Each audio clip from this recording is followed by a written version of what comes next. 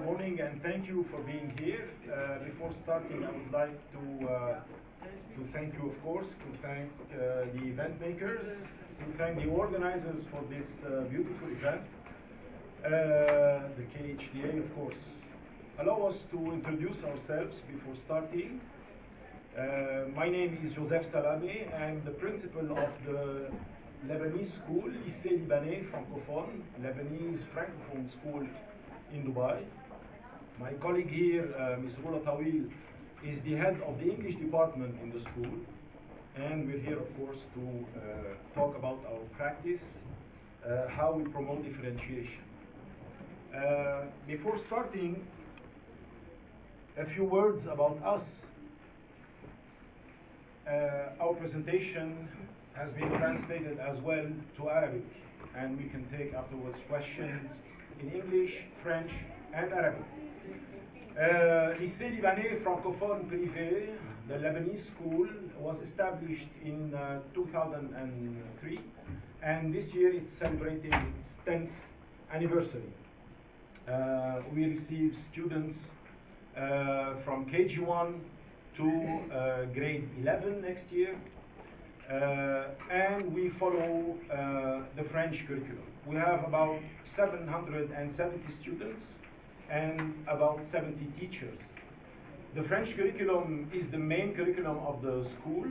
The teaching language is French for French, math, and science, but we are Lebanese, we are Arab, and we follow the Emirati curriculum for Arabic language, Islamic studies, and social studies. English as a second language starts in grade 3 throughout the school. Why we are here to speak about differentiation, because in our academic project, one of the axes of this academic project is to differentiate our practices to meet the student way of learning. This is not an easy task. It took us a lot of years to implement it, and now my colleague will present the way we are doing and our limits as well, not only the best of our practice, but our limits as well. Thank you very much again, and Ms. Tawil, it's to you. Good morning and welcome. I'm going to re-represent myself again. My name is Rula Tawil. I'm the English coordinator as well as the English teacher at the upper secondary levels in the Lycée Libanais Francophone Prive. Today I'm here to share part of what worked best for us throughout the years in terms of differentiation. So let's start by taking a look at some of the incidents that we as teachers and educators might encounter in our classrooms on a daily basis. Let's start with the first example. This classroom contains students with different abilities, and I'm finding it hard to keep everyone engaged and work on a given task throughout the session. So I, as a teacher, can you give me any idea of what I should do when I have several students with different abilities in the class and I can't get them to work on this task? Any ideas? All students should be engaged. How? Like How do by you get giving them to them be engaged? different worksheets depending on the abilities. Different worksheets, yes. So group works, Group up. group work. Group work, okay. discussions. That's good, okay. I'm not going to give you any correct answers now because you're going to be able to figure them out at the end of the session. First and foremost, we need to identify what the level which we are working, and that is where we can decide what group work or what activities that we can assign to them. That's true, that's very true, okay. So this is one incident that we might encounter as educators or teachers. Another example is that Tara finished her classwork earlier than her peers. She comes to the teacher not knowing what to do next. So what should the teacher do in this case? Yes? The challenging worksheet should be already made ready for those kind of children. Okay, so alternative worksheets or We can also use anchor activities. anchored activities. Okay, excellent. What else? Any other ideas? She can help out with the other students.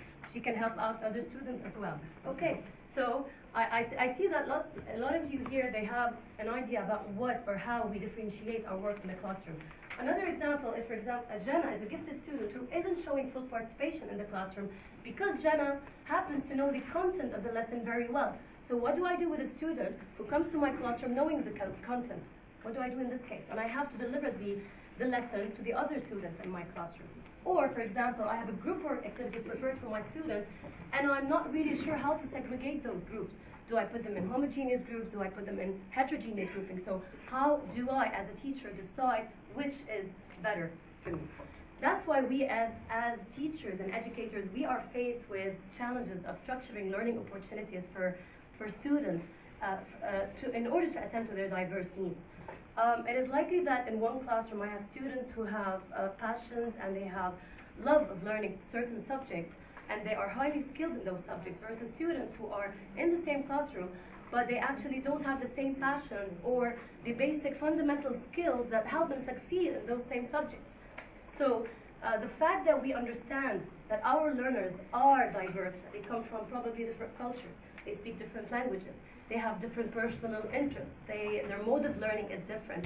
So their motivation to learn any subject that I'm trying to deliver in the classroom will be different, keeping in mind that effective learning can take place regardless of differences in abilities. So the question here lies at the heart of the teaching and learning approach known as differentiation, which is not a formula or a strategy that I have to abide by. It's more like it's a way of thinking, it's a philosophy that motivates learners, where I get them from where they are, let's say, and where they need to go. So how do I do that? Bearing in mind that I can have in a classroom struggling learners, advanced learners, average learners, who all have certain capacities and differences towards learning, as well as interests. So when I, as a teacher, come to understand how my students learn, it's very easy to me to be able to come to the learning outcomes that I'm seeking, to be able to adapt my way of teaching and teaching strategies according to those students' needs to maximize their potential and success to, if I can say, attain the learning outcomes that are set in my curriculum. So when I come to a classroom as a teacher, let's say I'm a teacher for the first time, or I'm a teacher for the first time for a particular group of students, I always come with certain assumptions. So I assume that my students are diverse as learners, they're different as learners, they're not the same, they come from different backgrounds. So I must understand them as individuals rather than looking at them as a whole classroom. Because what works well for one student might not work equally for someone else. So coming with this in the back of my mind helps me to understand and identify the needs that my students actually need in order to succeed in my classroom. So I must assess them with regards to the learning goals that are set in this particular curriculum that I have. How? How do I identify these needs? What do I assume first? If I assume that they're different as learners, then I assume that probably some of them might not, or it's probably the curriculum that I have might not fit their needs or might not be good enough for them, because it is not the learning goals that should fit what the students need to do. It's actually, yes, it is, and it's not the student that has to adapt himself to the curriculum, it's vice versa. It's the curriculum that needs to be always modified according to my students' needs. So I assume that they probably had prior backgrounds, they had different, exposure to different teachers. Some of them are good, they have good knowledge of the content, some of them might have different knowledge about the content. Some of them might have had previously behavioral problems, ADHD problems. Probably if I look at the pre-records of those students, I would be able to better understand how their progress was made in the previous years. I can take a look at their, if I can say, I can ask them questions to find out more about them. I can do, for example, assessments or short assessments, debates, discussions in the classroom. I can look at their profile as students from previous years to get to know them better. But it's not really encouraged to try to prejudge a student before coming into the class based on what I know about him before, especially if I hadn't taught that student, because students change from one year to another. If they had previous behavioral problems last year, this might have changed in the following years. So it is good to assume things, because this helps me throughout the year, if I can say, or it helps me before I come into a class to assess the strengths and weaknesses of those students, or to identify them. What are the strengths? What are the weaknesses? How can I help the student improve or progress or attain the certain learning goals or the skills that I need them to attain? From this, I directly move on to think about my curriculum. Is my curriculum's learning goals clear? Are they good enough for the student or not? Should I change them? Do I keep them the same? What do I do? Are the content choices based on the learning interest? Now, this is something very important because the French system is known to be very rigid. It's not as flexible as other systems, whereas the student does not he does not have the option of selecting subjects that he's interested in learning. So he has to take and to learn math, science, French, equally as English, Arabic, Islamic, or any other subjects in school. Whereas if you go to other systems, which are probably more that they follow the American system, let's say, the student has the option of selecting those subjects that he's interested in. Now, we hope that this would be embedded later on, and we hope to make the French system probably a little bit more lenient for students. But does my curriculum help my student choose whatever subject interests them or not? Do I have to modify it to fit my diverse students' needs or not?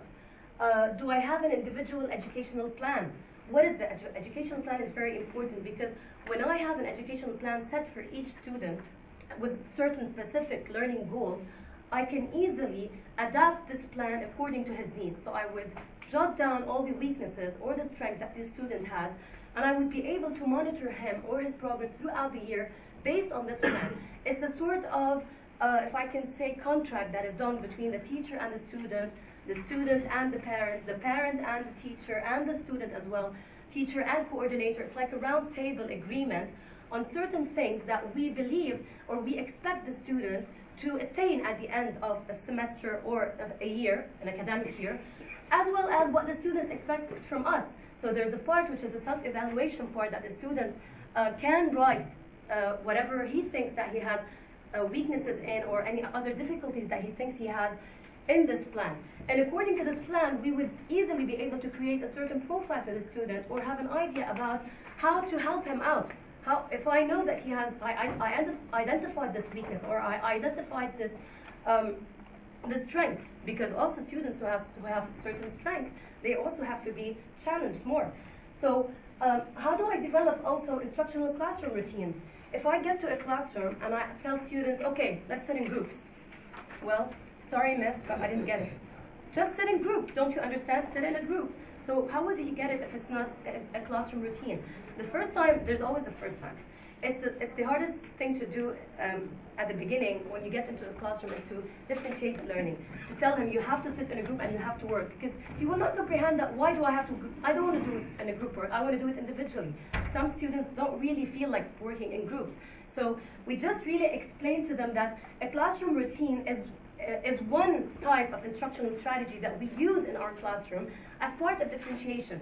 When they get used to it, you don't have to explain the task or the instructional strategy that you want to use every time you get into a classroom. So it becomes a sort of a routine. And children learn best when they experience. So the more they get used to it, the easier the task becomes, the better and the easier the differentiation is. Okay. So I thought about those assumptions. I assumed certain things that probably are obvious or not.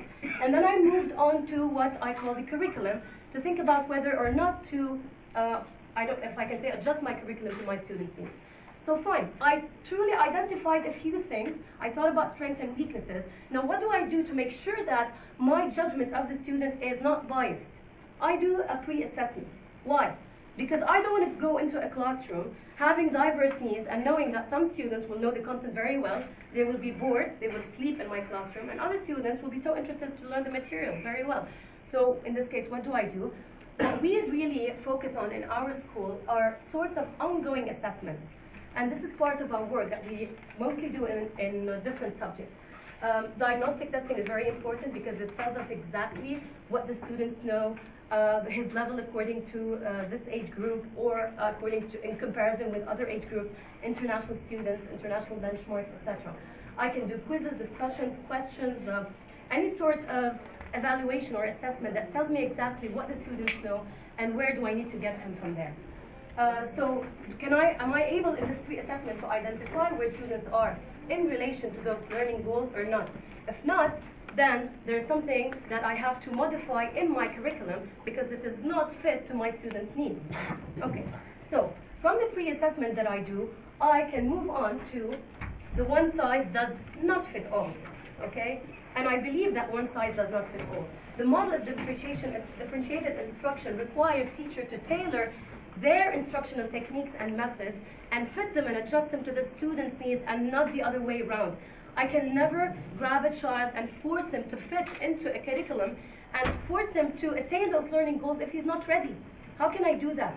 I can adapt my curriculum as long as I know that adapting this curriculum will be able to help me attain the success that I'm looking forward to in my classroom. Because at the end of the day, I want all my students to succeed. Some of them will work at a faster pace, they will attain those goals earlier than others, some of them might take more time, and I have to keep this in the back of my mind. Okay. You have to take, excuse me, that's a question. Yes. So do we need to tailor our curriculum for every student? Not for every student, but when you identify those students' needs, you would be able then to tailor your curriculum. I will give you a very detailed answer at the end of my presentation. Thank you very much. Okay, so I thought of my pre-assessment, I identified those students who need help, those who do not need help, and then I move on to getting to know them better. So differentiation of instruction is a teacher's response to a learner's needs, guided by general principles of differentiation such as specified tasks, flexible grouping, ongoing assessment, and adjustment. How do I differentiate my lesson? No matter what content I'm trying to deliver. So the teachers can differentiate the content, the process, and the product of their lesson based or according to students' readiness, interest, and learning profile.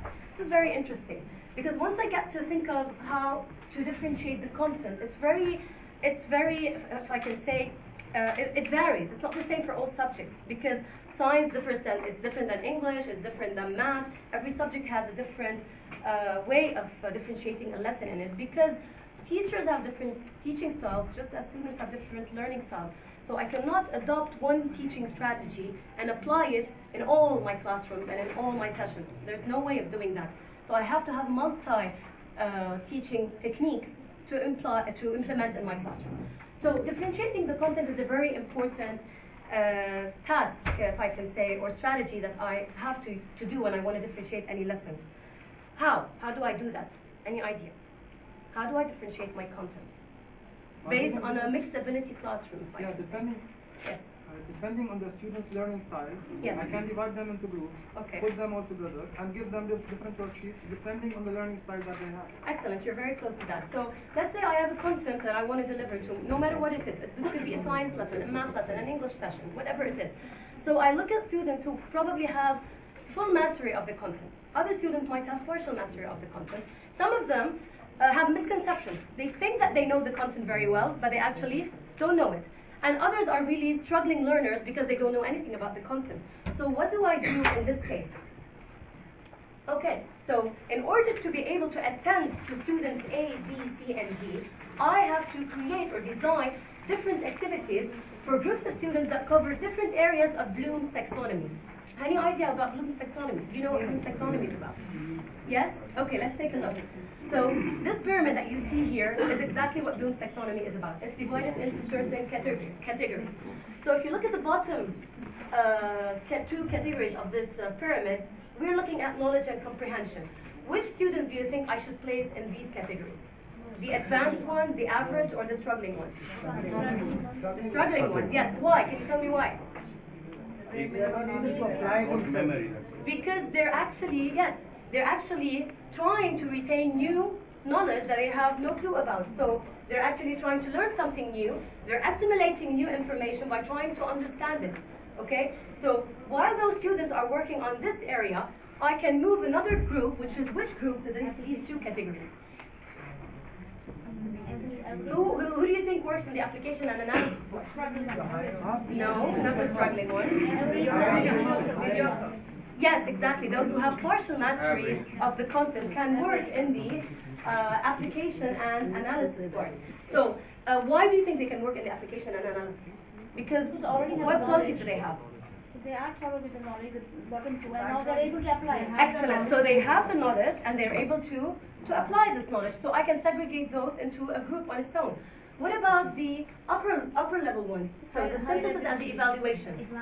Definitely, the higher abilities or the advanced learners or the gifted and talented, we call them, they can work in these upper areas because it is in these areas where they are able to chunk the information together. They can combine, they can start to synthesize, they can put things together, and they start to evaluate exactly what they're learning. It's very important and crucial that students reflect on what they do. We always do that in class. When I come into a classroom and I tell students, okay, what have you learned today? And they're like blank slates, no one answers me. Then for me, as a teacher, they haven't learned anything. It's very important that students reflect. How do I know that they understood what they've understood? What we use in our school is called a reaction paper. So students can write what they liked about the lesson, what they didn't like. They can jot down any other ideas that they would like, any other activities that they would like to have in the classroom. And we as teachers, we take this feedback from students because just as we evaluate them, they also evaluate us and they evaluate the session. And it's really good. At the end of the day, they are the ones who want to learn. They want to learn, they're there to learn, and they have the full, if I can say, capability to, if I can say, propose any ideas to implement in the classroom, just like we do. So reflecting on learning is very crucial at this stage. Okay, so moving from differentiating the content, I want to move on to the process. Okay, I now decided how to segregate students according to levels. Now I want to think about the process. There are multi-teaching techniques and strategies that as a teacher I can implement in my classroom. How can I decide which is the best strategy or technique to apply? Trial and error. Trial and error. Depending That's a on good multiple answer. intelligence. It depends. Okay, multiple intelligence. What else? Sorry? Visual aids. Okay. Visual aids. Okay. Okay, so there are lots of processes or techniques that I can use in my classroom as long as they are connected with the learning styles of those students. When my teaching style is not connected whatsoever with the student, it doesn't give him any sense of relation, or it doesn't make any sense to him, then I cannot actually use it in my classroom. I have to change my technique.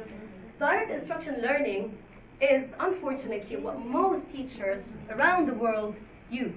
Didactic, lecturing, do this, do that, instructing all the time.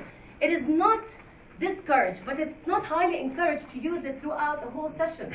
I myself as a teacher, I use direct instruction for like 7 to 10 minutes, and then I move on to differentiated learning throughout the lesson. Just as long as the direct instruction is a sort of recap on the lesson, a recap on what the tasks are going to be for the day, but not direct instruction throughout, because it is more teacher-centered. And if it's more teacher-centered, you're not giving a chance for the student to speak, to discuss, to say whatever comes to mind, to debate in the classroom. So you're speaking 75% of the time, leaving less chance for the students to communicate with you. So it is good to use it as long as we as teachers can manage our time, okay? If not, then I advise you to move on to the inquiry-based learning, which is more feasible in a sense that students get to be more motivated because it's based on the scientific method, which helps students to really think about what they're learning, to try to discover on their own, to rely on their higher order thinking skills without having someone guide them and tell them exactly what to do. So this is really important because it is in this area that students can discover on their own, learning how to learn. Okay? And I don't know how many schools and how many teachers apply this in their classroom. But if you try it, it really does work. We do it at the primary levels. We also do it at the upper levels. It differs slightly because in the primary levels, we slightly guide the students at the beginning. And then we get them to this zone where we feel that we scaffold with them.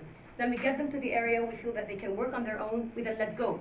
At the upper levels, it's a bit different because students are used to this technique from the primary levels, so they can start from the beginning, learning by themselves, discovering by themselves. The teacher will be monitoring and not guiding.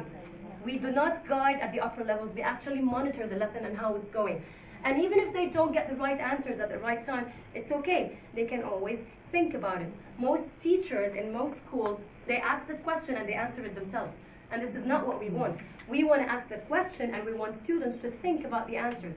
And we're not even we're not waiting for the response to be given on the spot. They can give it the other day, they can have time to think about it. Okay. Moving to cooperative learning, this is another teaching strategy or technique that we can also use. We mostly do this, and I know that lots of you use the group work activity, if I can say, in my classroom. But we're always confused whether to use the group activity in as in homogeneous grouping or heterogeneous grouping. How do I decide which is better? Who can tell me which is better? Homogeneous or heterogeneous? Sometimes it has to be. Thank you very much. Exactly. So we shift between the two because sometimes this works better than that. Because in homogeneous groups, the thing is that students feel that they fit because they're all almost on the same level.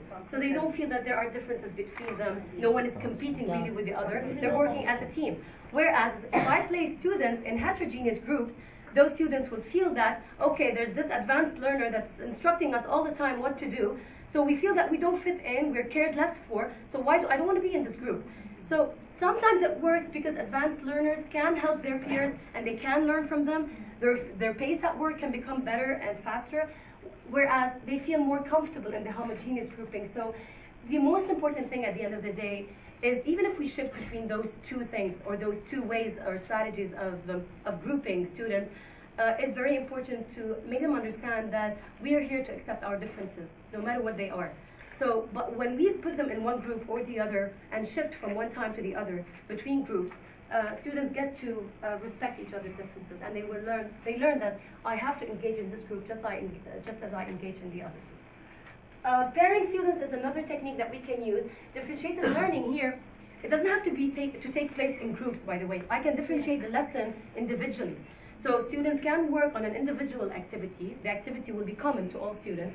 And then I would pair them up, and they can discuss their answers, discuss the questions, they would jot down the answers, and then each one can give the response of his student. And then I will have comments from the other students on what those students or this pair is actually saying. It can also happen in groups because when groups are presenting something, other groups can assessment, and peer assessment is very important. It really motivates students because when they stand up to comment on another group's work, they feel that they're really self-confident. And this really gets them to be motivated and stay on task. Staying on task is not easy. To finish an activity till the end is not something easy, to keep a student engaged and motivated all the time. So giving him something to do and something that it has to be meaningful, okay, can definitely get him engaged. Multitasking and centers are sorts of strategies that we do apply in our schools. Now, multitasking is a bit different because it's like a part of a whole. So you would have different stations, okay? Students would be working on these different tasks, but these tasks are all related to the same content, okay? And students would be able to rotate between those stations. So they will get the chance to work on several different activities throughout. The difference between the multitasking and the center is that this is meant to reinforce content, in a sense that in centers I would have a reading center, a science center, a math center, a computer center, and students would go and choose whatever center they're interested in, and they would work on in that center. Versus stations is more related to the same task being, different tasks being done on the same content, okay? Now this definitely requires probably more preparation from the teacher's side. I know that we as teachers barely have time to prepare worksheets, different activities for our students, photocopying them, etc., setting these papers in stations and getting the groups on time and making sure that they rotate without any chaos happening in the classroom. So multitasking is very good as long as it becomes a routine. When it becomes a routine, it becomes very easy to implement in the classroom. But once you get to a classroom, you tell them, okay, today we're doing multitasking, and they have no clue what multitasking is about, they will never be able to do it. Okay. These are other instructional strategies that I can also apply in my classroom. I'm not going to go into the details, but if you have any questions regarding those techniques, you can just write down your question and we can discuss this at the end. So multiple intelligence, jigsaw, accurate activities, varied text, tier lesson centers, small group instructions, group investigation, compacting, homogeneous and heterogeneous grouping. I just want to focus on one thing. The small group instruction is very important because sometimes I would have really students who really need a shadow teacher with them all the time, needs help all the time. So the thing is that with small group instruction, the teacher would think, okay, what do I do with the rest of the class? I'm working with the small group, what about the rest? Now this rest of the classroom students should be able to work independently. If not, I cannot apply the small group instruction in my classroom. Because when I'm working with this group, the other group has an alternative activity to do on their own. As long as they're instructed exactly what to do and how to do, then it becomes an easy task to do it independently. Okay, so before I get to the product, I just have to add one thing, that it's not an easy task to keep students engaged and motivated and finish an activity on time. But what is really important is that when I get to understand and know my students profile very well, I have higher chances of helping him succeed at the end of the day. If I don't know anything about his profile, and if I'm not interested to know about his profile, then there is no way that I'm helping the student progress in learning. Yes, so getting to this product, okay. So the product is what the student actually produces at the end of the lesson to demonstrate the mastery of the content that I've delivered. There are several ways of producing, to look at results or what the student has learned throughout the session. Presentations, reports, assessments, evaluations, projects. We rely a lot on presentations, on PowerPoint presentations. We rely also on small ongoing tests, and we believe in those ongoing tests more than those big evaluation tests because it's a sort of continuity. Those continuous exams are important because it helps me as a teacher to move from one unit to the next. Otherwise, I will have to stop and go back and re-explain the lesson again, which takes me probably a little bit more time. Then fine, I am not up to finish the 10 units that I have in my book. I can finish 5 as long as I know that my students are learning. It's not about really the quantity of how much it's about the quality of learning, which is crucial here and more important. Okay, so the bottom line of this is that differentiated instruction is about using teaching strategies to connect with individual students' learning strategy. And the goal is to provide a learning environment that will maximize the potential for student success. It is about, honestly, being flexible and open to change. It's also about taking risks, of using certain teaching strategies and techniques that have proven to be successful and that would have otherwise been ignored. So these, I think, are exciting days for us as teachers and educators to actually be present in classrooms where students are always continuously challenging us on thinking of how to deliver our instruction. So this is something very important. Just as they are getting us to think ourselves, we as teachers, I think it's our role to make those students become our future thinkers. Thank you very much. Please, if you have any questions, or you need to contact us later on, our email address is dubaiteachers@hotmail.com. So for any inquiries later on, you can just drop us an email. Yes? Okay, the differentiation we can do in class, right? Yes. Okay, what about assessments, like the final test paper? Everyone gets the same No. paper, right? This is a very good question. The assessment should vary. I cannot give the same assessment to all students in my classroom when I have various levels in this class. There is no way. Yes, it takes you more time because you have to prepare 2 different assessments. What we do in our school is, I'm going to give you an example in the English language lesson. I have a reading comprehension test, okay? Now the text is a bit hard for those struggling students. What I do is that I try to write a facilitated version of this test, and I try to make those questions a little bit easier, giving them, let's say, the beginning of the answer, the middle of the answer, and the ending. I would try to push them a little bit further, and I would differentiate the questions as long as it's on the same content. But vary the exam, you can always vary it. Yes, it takes you more time. But it should be there. Of course it should be varied. And Yes. I could ask you that. Okay, we differentiate in the assessment also. Yeah. Right? Okay. But the quality of the difficulty range differs. The Yes. difficulty range. Of course. Okay, right. Yes. Now, when we assess the children for promotion, Okay. especially with Indian syllabuses, right? Mhm. And how would we, the differentiated child at the lower level gets 60 points, for example, Okay. and children at the other level, a higher level, or advanced students, they also get 80 points or something. What do you mean 80 points? On what? On the test? We call it the score in the test. The score, okay. Okay. Yeah. When we differentiate the You're difficulty comparing- range, Are you comparing lower levels to upper levels here? Yes. Okay. not the lower levels and upper levels. I don't mean the grades. Yeah. The low level of learners Okay. and the advanced Struggling learners, students, you the mean. struggling students Okay. and the advanced And the students. advanced, right. okay. So they also get a high score. Yes. The lower And ones it's also. not fair for the ones who are advanced. Yes. That's a very good question. I'll answer you. First of all, the coefficient that you use for the struggling students should not be the same as the coefficient that you use for the advanced learners. They should be different, and on the report card, this should be mentioned.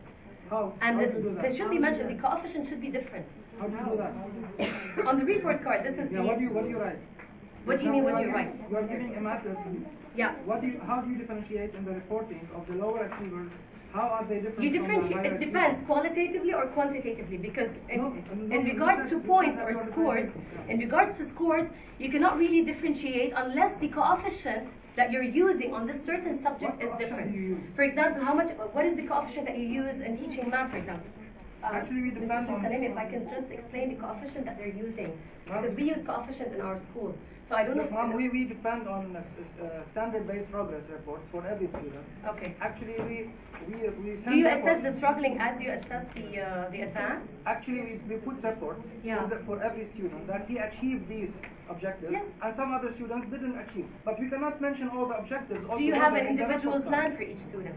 Yeah, I can create that. Yeah, Depending exactly. on the standard-based When you progress create report. this, you will be Yeah. assessing this student according to these goals. All right, look, I'm asking about the reporting. How do you report like this student is a high achiever and he got this mark in these objectives, and this student got, for example, 80, which is the same, let's say, as the higher achiever, but in different objectives. Exactly, this is Yeah? exactly how you say it.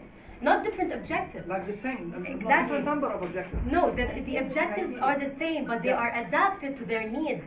That's the difference. It's the same objective, they're the Well, same all the learning students, goals. we tried this in our school, and Yeah. actually all the students wanted to get the easier version. Of And course, they every started- student would they want the started- easier version. They started imitating that they didn't understand. No, and no. all that, and, they started getting the Yeah, I get that. No. It's not the student's job to decide if they get this assessment or not. It's the teacher's job to decide which student, because you as a teacher, you're identifying those students' needs. It didn't work. It didn't It should work. It should. There's no way that it doesn't work. It comes down to your IEP. When it comes down to your IEP, when you produce an IEP, you should have several parties involved, including the parents and the administration and the teacher and sometimes the child as well. So you have a documented IEP. So when you come to do the reporting, you bring your IEP into your reporting. So it's not going to be all your kids or a large cohort. It's just going to be the challenging ones where you actually change the assessment if you're using standardised assessments in the curriculum. You support it with an IEP. The IEP is the most essential piece of